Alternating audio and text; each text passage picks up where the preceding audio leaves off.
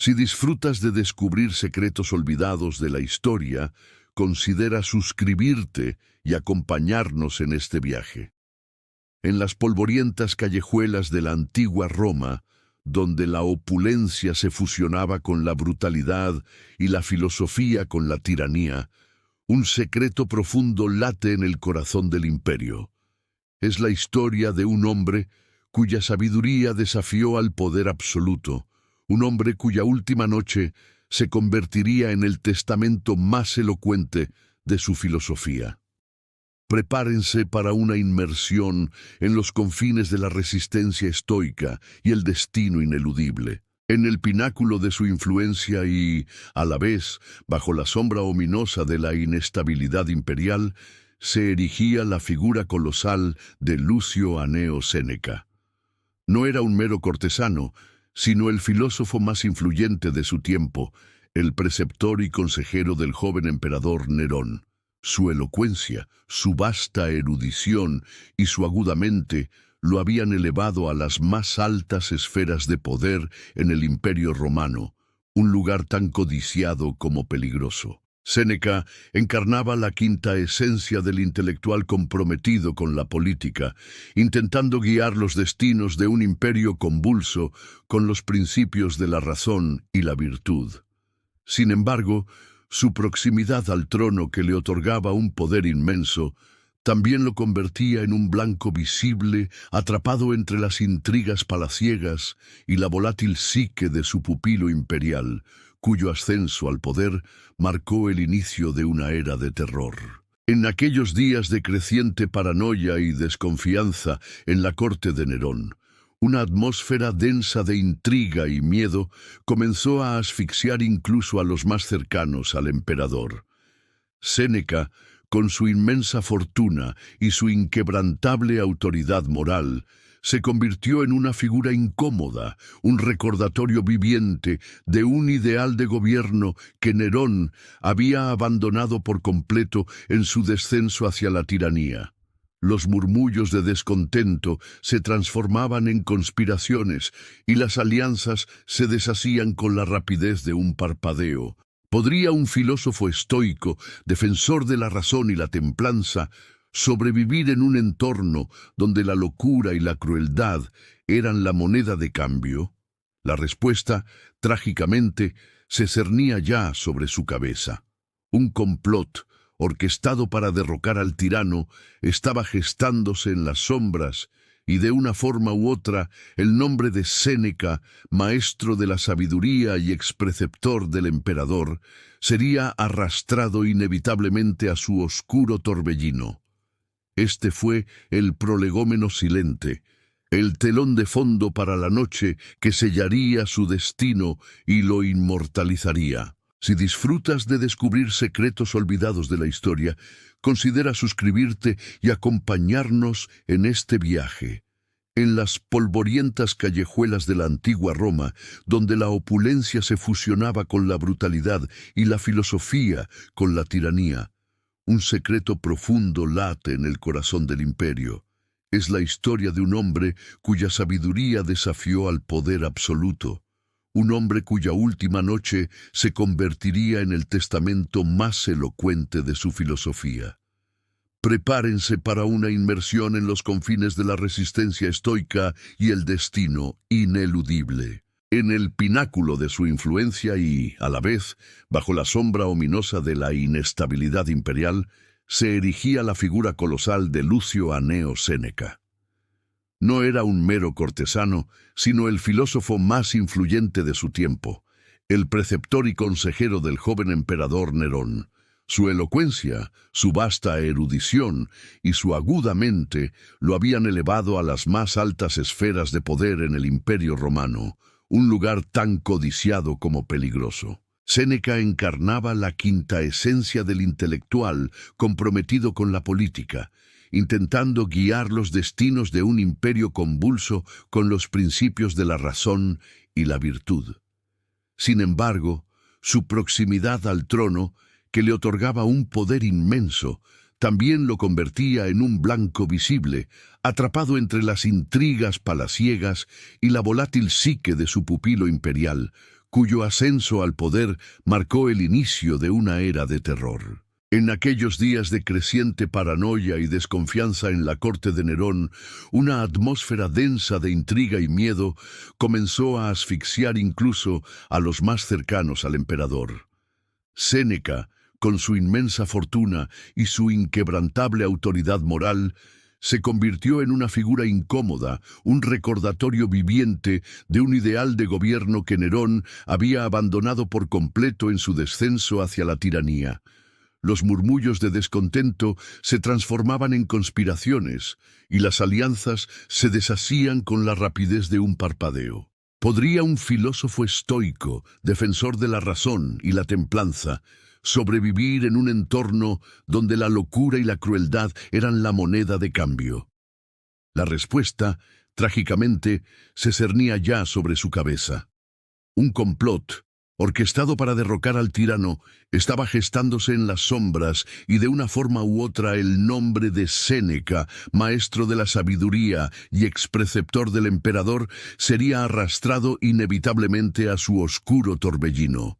Este fue el prolegómeno silente, el telón de fondo para la noche que sellaría su destino y lo inmortalizaría. La vida de Séneca no fue un camino recto hacia la serenidad filosófica, sino un laberinto de exilios, regresos triunfales y la constante tensión de servir a un poder volátil.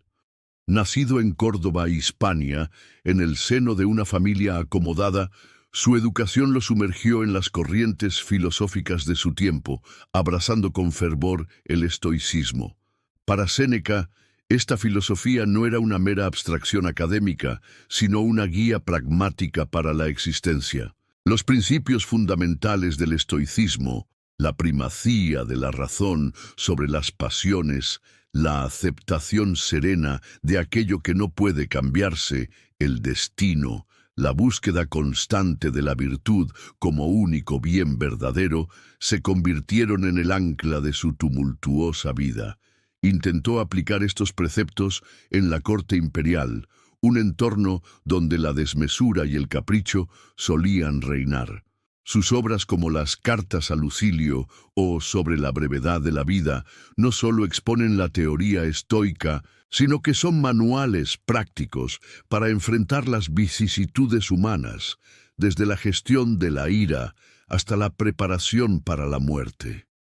Su filosofía, en esencia, era una invitación a la autodisciplina moral y al desapego de los bienes externos, incluyendo la propia vida, cuando el honor o la virtud así lo exigieran. Esta base intelectual forjada en la experiencia y la reflexión sería la armadura que vestiría en su inminente confrontación con el destino, ofreciendo una perspectiva única sobre cómo un pensador buscaba vivir y morir con coherencia en un mundo de caos. Su relación con el poder fue ambivalente, un equilibrio precario entre la sumisión aparente y la resistencia silenciosa, un intento desesperado de infundir ética en la política despiadada. La coherencia de su estoicismo sería probada al límite. El reinado de Nerón, inaugurado con promesas de una nueva edad de oro, se había transformado en un sombrío teatro de crueldad y megalomanía, donde la menor disidencia era aplastada con una brutalidad inaudita. El gran incendio de Roma en el año 64 d.C., aunque atribuido oficialmente al emperador, desencadenó una ola de desesperación y sospecha que Nerón manipuló hábilmente, señalando a los cristianos como chivos expiatorios y ejecutando a oponentes políticos bajo el velo de la reconstrucción.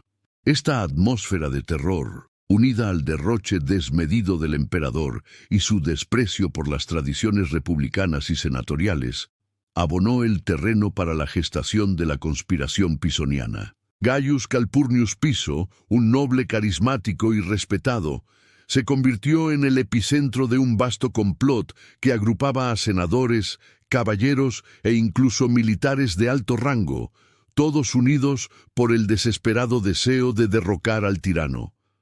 La conjura, sin embargo, adolecía de una debilidad crítica, su vasta red de participantes, que si bien la hacía formidable, también la convertía en vulnerable a la delación. Fue justamente esa fragilidad inherente lo que condujo a su colapso. Un esclavo, milico, bajo presión o por ambición, reveló los detalles del plan, desencadenando una purga implacable. Las confesiones, obtenidas bajo tortura, comenzaron a tejer un tapiz de acusaciones que se extendía por toda la élite romana. En este baño de sangre, el nombre de Séneca emergió, primero como un murmullo, luego como una acusación directa. Aunque nunca se comprobó su participación activa en el complot, ni se le acusó de haber conspirado directamente, su amistad con algunos de los conspiradores, su posición prominente y sobre todo la envidia de Nerón hacia su riqueza y su autoridad moral, lo condenaron. La versión oficial, manipulada por el emperador, fue que Séneca había sido conocedor de la conspiración y no la había denunciado, o que de alguna manera había expresado deseo de un cambio de régimen. La prueba era endeble, pero en la Roma de Nerón, la sospecha era tan letal como la culpabilidad. Séneca se encontró entonces en una trampa sin salida, víctima de la paranoia imperial y la inevitabilidad de un destino forjado por el poder que tanto había buscado guiar. Su muerte para Nerón no solo eliminaría un presunto traidor, sino que también silenciaría una voz de conciencia que el emperador ya no podía soportar. La orden de suicidio fue, pues, un acto político y personal, un epílogo sangriento al drama de su relación con el poder absoluto. La noticia llegó al atardecer, un heraldo sombrío en aquella casa de campo en las afueras de Roma, donde Séneca, en su retiro, creía haber encontrado una paz relativa. Un centurión, con el rostro impasible, transmitió la sentencia. Nerón exigía su muerte. No había apelación ni indulgencia, solo la ineludible orden de quitarse la vida. Para la mayoría, este edicto habría provocado el terror, el lamento desesperado. Pero para Séneca, maestro del estoicismo, fue el momento cumbre, la prueba definitiva. Su esposa, Paulina, intentó compartir su destino, abriéndose las venas junto a él en un acto de amor y desesperación que contrastaba con la calma pétrea del filósofo. Él la contuvo, no por miedo a la muerte, sino por la futilidad de su sacrificio y el dolor que causaría a sus seres queridos, demostrando que la virtud estoica implicaba también compasión. Con una serenidad que helaba la sangre, Séneca instruyó a sus allegados. Sus últimas palabras no fueron lamentaciones, sino un discurso improvisado sobre la vanidad del poder, la constancia del dolor y la liberación que reside en la aceptación. Sus esclavos le trajeron el tazón de cicuta, pero la edad y el debilitamiento de su cuerpo hacían la absorción lenta. La sangre fluía a cuentagotas de sus venas, incapaz de sacarle la vida con la rapidez deseada.